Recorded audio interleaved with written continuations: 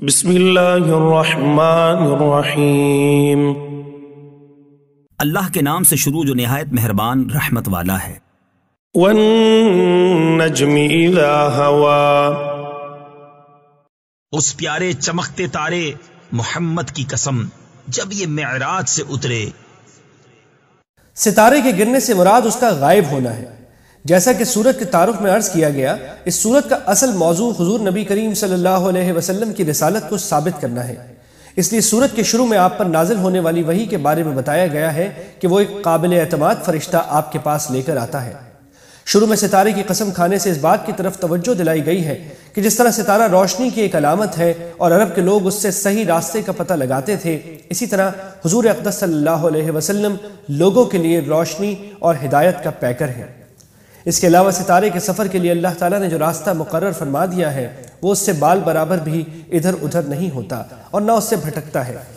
اسی طرح حضرت صلی اللہ علیہ وسلم کے بارے میں اگلی آیت میں فرمایا گیا ہے کہ وہ نہ راستہ بھولے ہیں نہ بھٹکے ہیں۔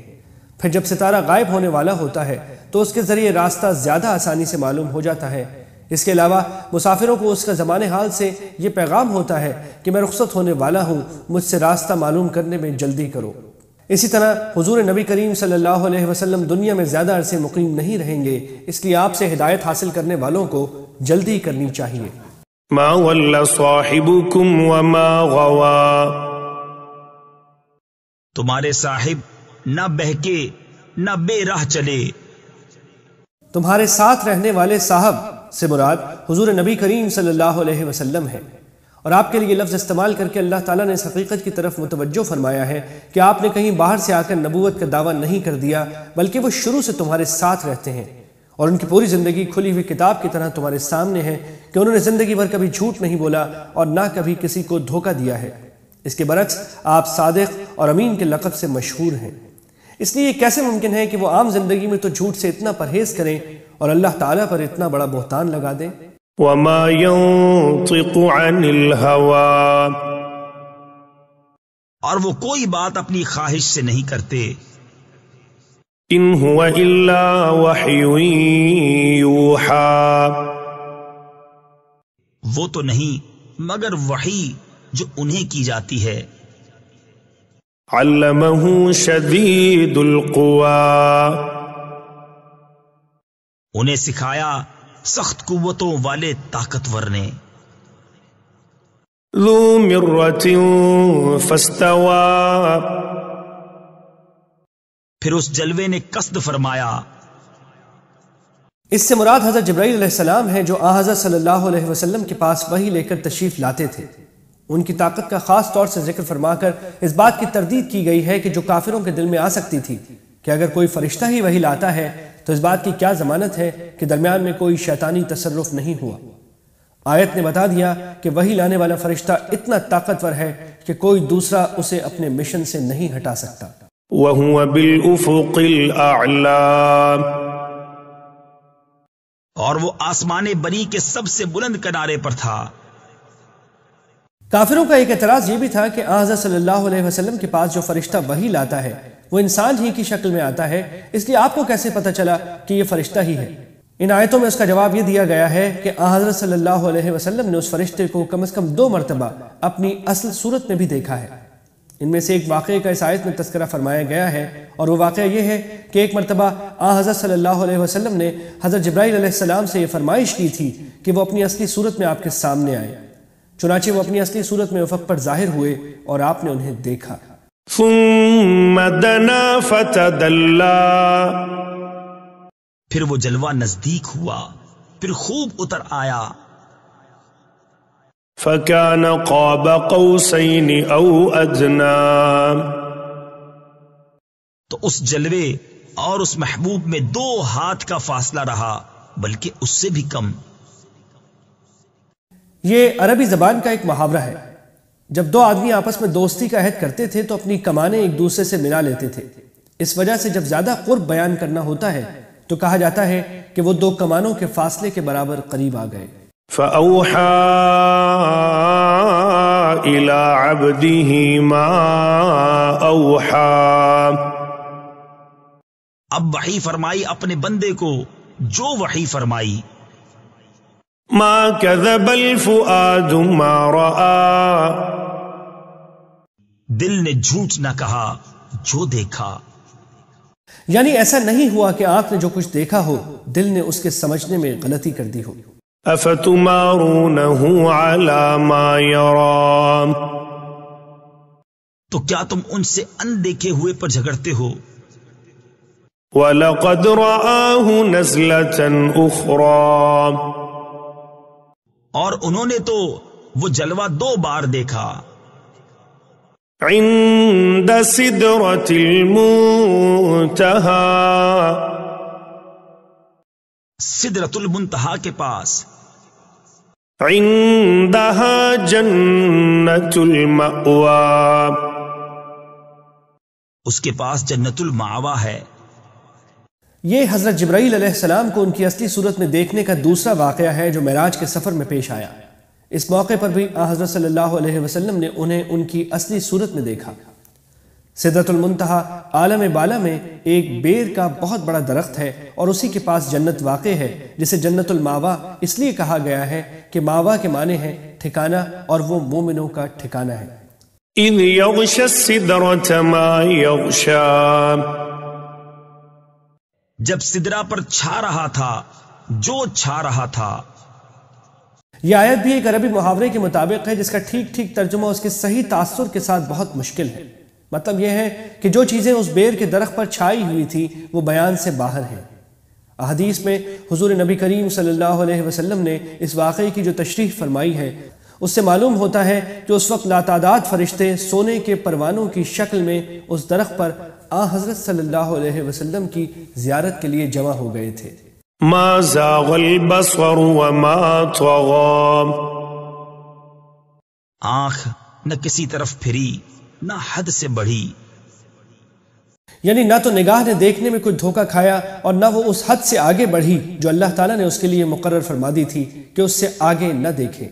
لقد رأى من آیات ربه الكبرى بے شک اپنے رب کی بہت بڑی نشانیاں دیکھی. افرأيتم اللات والعزى لات اور عزا ومناة الثالثة الأخرى اور اس تیسری منات کو.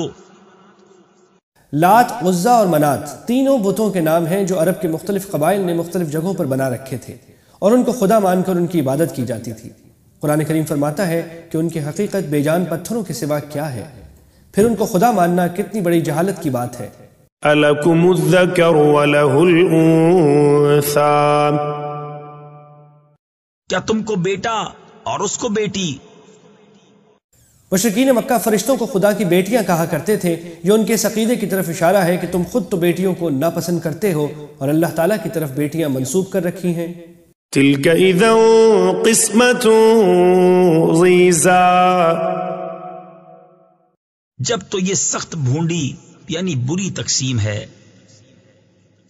إِنْ هِيَ إِلَّا أَسْمَاءٌ سَمَّيْتُمُوهَا أَنْتُمْ وَآبَاؤُكُمْ مَا أَنزَلَ اللَّهُ بِهَا مِنْ سُلْطَانٍ إِن يَتَّبِعُونَ إِلَّا الظَّنَّ وَمَا تَهْوَى الْأَنفُسُ وَلَقَدْ جَاءَهُم مِّن رَّبِّهِمُ الْهُدَى وہ تو نہیں مگر کچھ نام کہ تم نے اور تمہارے باپ دادا نے رکھ لیے ہیں. اللہ نے ان کی کوئی سند نہیں اتاری. وہ تو نرے گمان اور نفس کی خواہشوں کے پیچھے ہیں حالانکہ بے شک ان کے پاس ان کے رب کی طرف سے ہدایت آئی. ام للانسان ما تمنا کیا آدمی کو مل جائے گا جو کچھ وہ خیال باندھے. یہ مشرک لوگ اپنے من گھڑت خداؤں کے بارے میں یہ کہا کرتے تھے کہ یہ اللہ تعالیٰ سے ہماری سفارش کریں گے. دیکھیے سورہ یونس. یہاں اللہ تعالیٰ فرما رہے ہیں کہ یہ تمہاری تمنا ضرور ہوگی لیکن انسان کو ہر وہ چیز نہیں ملا کرتی جس کی وہ تمنا کرے. فللہ الآخرة والأولى. تو آخرت اور دنیا سب کا مالک اللہ ہی ہے. وَكَم مِّن مَّلَكٍ فِي السَّمَاوَاتِ لَا تُغْنِي شَفَاعَتُهُمْ شَيْئًا إِلَّا مِن بَعْدِ أَن يَأْذَنَ اللَّهُ لِمَن يَشَاءُ وَيَرْضَىٰ. اور کتنے ہی فرشتے ہیں آسمانوں میں کہ ان کی سفارش کچھ کام نہیں آتی مگر جب کہ اللہ اجازت دے دے جس کے لیے چاہے اور پسند فرمائے. یعنی جب فرشتے بھی اللہ تعالیٰ کی اجازت اور مرضی کے بغیر کسی کی سفارش نہیں کر سکتے تو یہ من گھڑت خدا کیسے کسی کی سفارش کر سکتے ہیں؟ ان الذين لا يؤمنون بالآخرة ليسمون الملائكة تسمية الأنثى. بے شک وہ جو آخرت پر ایمان نہیں رکھتے ہیں ملائکہ کا نام عورتوں کا سا رکھتے ہیں. یعنی انہیں خدا کی بیٹیاں قرار دیتے ہیں. وما لهم به من علم إن يتبعون إلا الظن وإن الظن لا يغني من الحق شيئا. اور انہیں اس کی کچھ خبر نہیں، وہ تو نرے گمان کے پیچھے ہیں، اور بے شک گمان یقین کی جگہ کچھ کام نہیں دیتا. فأعرض عمن تولى عن ذكرنا ولم يرد إلا الحياة الدنيا. تو تم اس سے منہ پھیر لو جو ہماری یاد سے پھرا اور اس نے نہ چاہی مگر دنیا کی زندگی. ذلك مبلغهم من العلم ان ربك هو اعلم بمن ضل عن سبيله وهو اعلم بمن اهتدى. یہاں تک ان کے علم کی پہنچ ہے، بے شک تمہارا رب خوب جانتا ہے جو اس کی راہ سے بہکا، اور وہ خوب جانتا ہے جس نے راہ پائی. یہ ان لوگوں پر تبصرہ ہے جو بس اسی دنیا کی زندگی کو سب کچھ سمجھتے ہیں اور آخرت کا انہیں کوئی خیال ہی نہیں ہے کہ ان بیچاروں کی رسائی بس یہیں تک ہے، اس سے زیادہ نہیں. وَلِلَّهِ مَا فِي السَّمَاوَاتِ وَمَا فِي الْأَرْضِ لِيَجْزِيَ الَّذِينَ أَسَاءُوا بِمَا عَمِلُوا وَيَجْزِيَ الَّذِينَ أَحْسَنُوا بِالْحُسْنَى. اور اللہ ہی کا ہے جو کچھ آسمانوں میں ہے اور جو کچھ زمین میں، تاکہ برائی کرنے والوں کو ان کے کیے کا بدلہ دے اور نیکی کرنے والوں کو نہایت اچھا صلہ عطا فرمائے. الذين يجتنبون كبائر الإثم والفواحش إلا اللمم إن ربك واسع المغفرة هو أعلم بكم إذ أنشأكم من الأرض وإذ أنتم أجنة في بطون أمهاتكم فلا تزكوا أنفسكم هو أعلم بمن اتقى. وہ جو بڑے گناہوں اور بے حیائیوں سے بچتے ہیں مگر اتنا کہ گناہ کے پاس گئے اور رک گئے، بے شک تمہارے رب کی مغفرت وسیع ہے، وہ تمہیں خوب جانتا ہے. تمہیں مٹی سے پیدا کیا اور جب تم اپنی ماؤں کے پیٹ میں حمل تھے تو آپ اپنی جانوں کو ستھرا نہ بتاؤ، وہ خوب جانتا ہے جو پرہیزگار ہیں. قرآن کریم میں اصل لفظ لمم استعمال ہوا ہے. اس کے لفظی معنی ہے تھوڑا سا. چنانچہ عام طور سے مفسرین نے اس کا یہ مطلب لیا ہے کہ وہ چھوٹے چھوٹے گناہ جو کبھی کبھار سرزد ہو جائیں، اور لمم کے معنی قریب ہونے کے بھی ہوتے ہیں. اس لحاظ سے بعض مفسرین نے اس لفظ کی تشریح یہ کی ہے کہ اس سے مراد یہ ہے کہ انسان کسی گناہ کے قریب چلا جائے مگر اس کا ارتکاب نہ کرے. اس آیت میں اپنے آپ کو مقدس اور متقی سمجھنے اور اپنی تعریفیں کرتے رہنے سے منع کیا گیا ہے. أَفَرَأَيْتَ الَّذِي تَوَلَّى. تو کیا تم نے دیکھا جو پھر گیا، وَأَعْطَى قَلِيلًا وَأَكْدَى، اور کچھ تھوڑا سا دیا اور روک رکھا۔ ان آیتوں کا پس منظر حافظ ابن جریر وغیرہ نے یہ بیان کیا ہے کہ ایک کافر شخص قرآن کریم کی کچھ آیتیں سن کر اسلام لانے کی طرف مائل ہو گیا تھا۔ اس کے ایک دوست نے کہا کہ تم اپنے باپ دادا کے دین کو کیوں چھوڑ رہے ہو؟ اس نے جواب دیا کہ میں آخرت کے عذاب سے ڈرتا ہوں۔ دوست نے کہا کہ اگر تم مجھے کچھ پیسے دو تو میں یہ ذمہ داری لیتا ہوں کہ اگر آخرت میں تمہیں عذاب ہونے لگا تو وہ میں اپنے سر لے کر تمہیں بچا لوں گا۔ چنانچہ اس شخص نے کچھ پیسے دے دیے۔ کچھ عرصے کے بعد اس نے مزید پیسے مانگے تو اور دے دیے، لیکن پھر دینا بند کر دیا، اور بعض روایتوں میں ہے کہ ایک دستاویز لکھ کر دے دی۔ یہ آیات ان دونوں کی حماقت بتا رہی ہے کہ اول تو جو شخص یہ کہہ رہا تھا کہ میں تمہیں آخرت کے عذاب سے بچا لوں گا، کیا اس کے پاس غیب کا علم ہے کہ وہ اس پر قادر ہوگا؟ دوسرے، اللہ تعالیٰ یہ عام قاعدہ بیان فرما رہے ہیں کہ کوئی شخص کسی دوسرے کے گناہ کا بوجھ نہیں اٹھا سکتا۔ یہ بات آج پہلی بار نہیں کہی جا رہی، بلکہ حضرت ابراہیم اور حضرت موسیٰ علیہ السلام پر جو صحیفے نازل ہوئے تھے ان میں بھی لکھ دی گئی تھی۔ أَعِندَهُ عِلْمُ الْغَيْبِ فَهُوَ يَرَى، کیا اس کے پاس غیب کا علم ہے تو وہ دیکھ رہا ہے؟ أَمْ لَمْ يُنَبَّأْ بِمَا فِي صُحُفِ مُوسَى، کیا اسے اس کی خبر نہ آئی جو صحیفوں میں ہے موسیٰ کے؟ وَإِبْرَاهِيمَ الَّذِي وَفَّى، اور ابراہیم کے جو احکام پورے بجا لایا۔ حضرت ابراہیم علیہ السلام کی مکمل وفاداری کے تذکرے کے لیے دیکھیے سورہ بقرہ۔ أَلَّا تَزِرُ وَازِرَةٌ وِزْرَ أُخْرَى،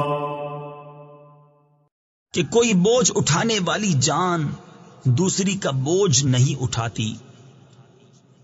چنانچہ آج بھی بائبل کی کتاب حزقیل میں یہ اصول وضاحت کے ساتھ موجود ہے۔